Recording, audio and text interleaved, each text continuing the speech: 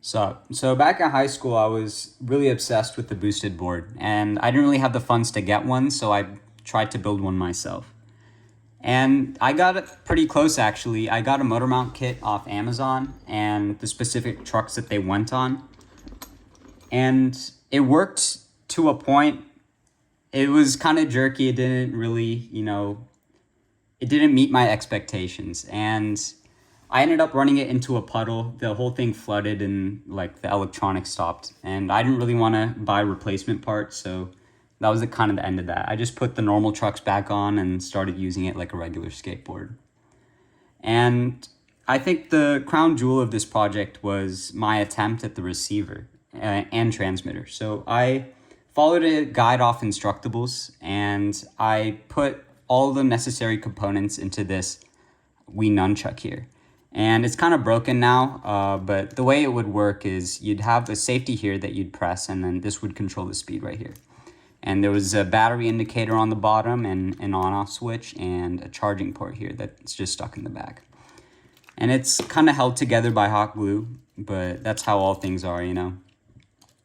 So we have the battery here, rechargeable. It's kind of bloated because it's a few years old. This is the charging circuit I got off Alibaba. I have an Arduino Pro Micro here and the star of the show, the NRF24L01. So this is the thing that made it wireless. It would talk to the receiver here, which would be at the bottom of the board. And it would just send the position of this joystick, and this would understand the position of the joystick and convert it to an actual signal that the motors would use. So this, all it really did was control the speed of the motors here. I found out recently that you can use these NRF modules together to make a kind of mesh network. And we're going to be planting a bunch of fruit trees in the back. So I was thinking we could set up an immaculate drip system where each of these sensors would detect, soil moisture and all that stuff, and kind of inform what plants need water and how much.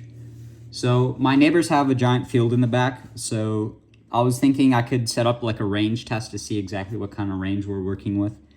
And also I want to see like throughput of this system, like about kind of estimate, but not really, because I only have 2 of these Arduino Nanos to work with. So I can't really test mesh network throughput, but I can test like how much information I can send to this. So let's jump to that.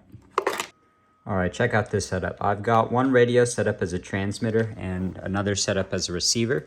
They're both connected to the same computer, and the transmitter is reading the value off this dial here and transmitting it along with some letter of the alphabet to the receiver, who's just printing out whatever it hears. So there's a couple of things I'm noticing. Some of these packets are failing to transmit, although they actually show up here, and sometimes they fail and it actually doesn't show up here. So I kind of want to investigate that further.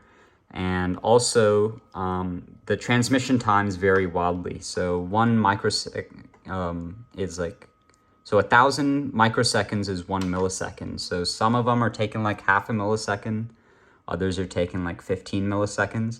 So I kind of want to see where the spread is there.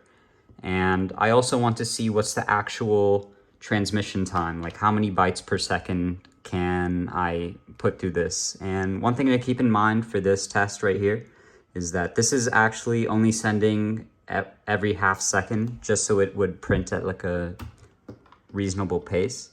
So I can turn this up further, but I want to actually calculate how much information I can send here. All right, so just to show you guys, I've removed the delay here and it's kind of spasming out. You can sort of see like the flickers of missed packets going on here, and this looks pretty clean. And as I move this dial, you can actually see the number changing pretty smoothly. So you can imagine like how useful this would be for like a remote or something, which is exactly what this project was. So in order to actually find any useful information out of this, I'll need to set up some kind of script to read it, because it's way too fast to get any like meaningful percentages out of this.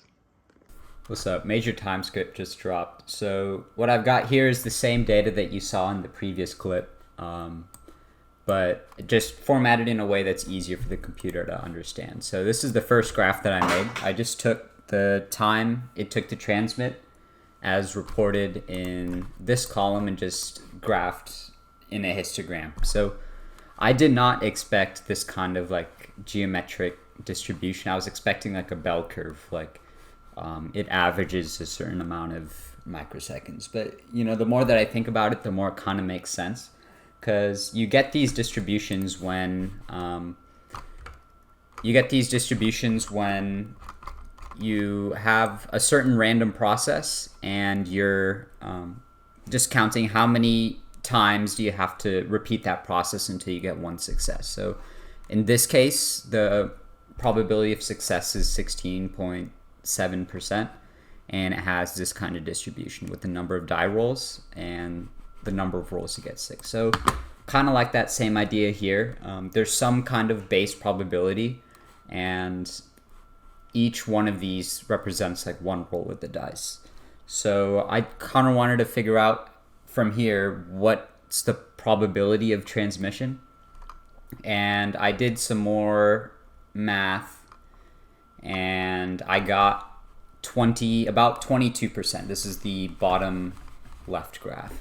So I took 2 trials of 20 seconds, and they both came to around like 22%. And I guess that raises the question, right? Then why were most of the things succeeding? It's because we had 15 tries, and out of all the ones that failed, they all landed in here. So the actual like successful percentage is like 97, 95. So one thing to keep in mind for these numbers is I've been using the low power mode, and it's not necessarily the best that these radios can do. So I use the high power for the range test, which I'll show. All right, so check out the range test setup I got here. I have the transmitter that will send a payload to the receiver and back, and then document what it hears and the time of flight onto the computer here. And I'm just going to take like 20-second readings 10 meters into this field at a time, and that should give me all the data we need to figure out the range of this thing. So I got 100 kilobytes of raw data from this test, and here's a graph that I got from it. So this is the number of packets transmitted as a function of the distance from the receiver.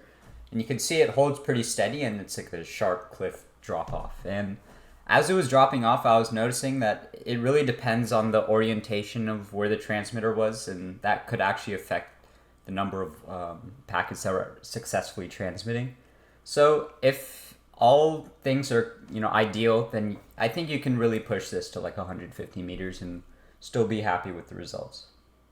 So that's about all I can really do with just 2 of these Arduino Nanos. And instead of paying like $15 per to get these, I have 10 of these microcontrollers. So I'm thinking of designing a PCB around it, and that way I can fill that entire field for pretty cheap. So if you haven't and you've made it this far, just subscribe. Part 2 will be coming out in like a couple weeks or so. I need to wait for these parts to come in. But in the meantime, I may upload some filler episodes. So just subscribe, like, do what you gotta do, All right, see you.